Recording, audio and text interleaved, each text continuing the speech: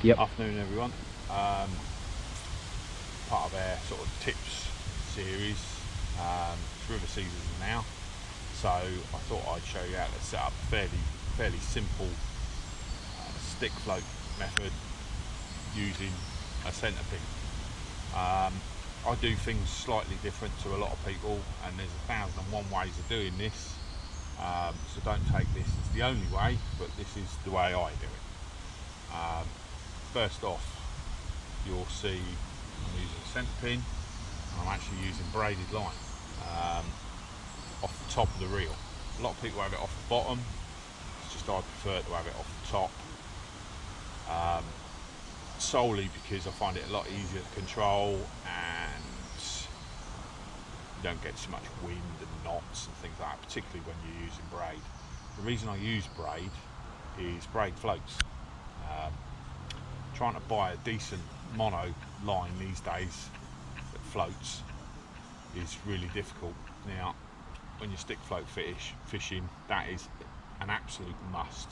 You have to have your main line floating on the water, because if you can see, if Jim can pan round a bit, you can see you've got to mend the line, you're steering the float through the water, and you've got to be able to pick it up off the water instantly, which is exactly, if I put all of that on the water like that, you can see I just pick that up straight away. No messing around. It's not moving the float, so that's why I use braid. Now, I don't use braid all the way through. I use pretty much what you could say is a long hook length. Now that hook length in today's is mono. So I've got, smooth that up. So I've gone loop to loop there, as you can see, mono to braid. So that's my hook length, if you like. I'll get that up. And I'll just run it straight through. And today, again, when you're using a stick float, particularly when the water's pacey like it is, you want the heaviest float you can get away with. That's a 3 gram float. So I'll use an Olivet. I don't have lots of shot pinched on the line. To do this in shot, you would probably need 3AA, 4AA, all pinched on your line. Well, you know, an Olivet's brilliant. So then I'll put a couple of number 6s droppers, and then a spade end hook with your maggots. Now, something that we talk about, myself and a couple of friends, is maggots, how to hook maggots. You see so many people hooking a maggot like that.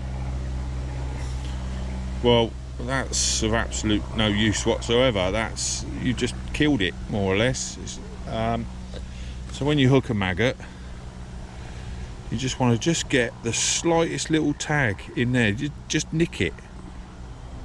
There you go, just nicked it. If you can't nick it like that, your hook's blunt. You know, if you're doing that and you're struggling, or you're trying and it's bursting the maggots every time you do it, your hook's blunt. So change your hook. You know, they're pence. There you go. Look, you can see on that one there. Look, there's a little tiny tag. See if you can just nick it. That's all you got to do.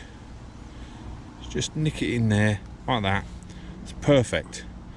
That maggot is nice and lively. It's not burst, and more importantly, that hook's sharp. You're not trying to hook maggots with hooks. You're trying to hook fish, and if you've got a blunt hook, you're not going to do it. So that's basically my sort of setup. It works, as you can see. I had a little chub earlier on, just in the edge actually. On a day like today, it's really difficult. Now, you know, that was pretty much the first trot through a particular spot. Beautiful young Kennet chub. Get out a few years, it'll be a 4 or 5 pounder and well worth catching. So there you go, that's the tip for stick float fishing on a Kennet. Like I say, million and one ways of doing it, but that's the way I do it.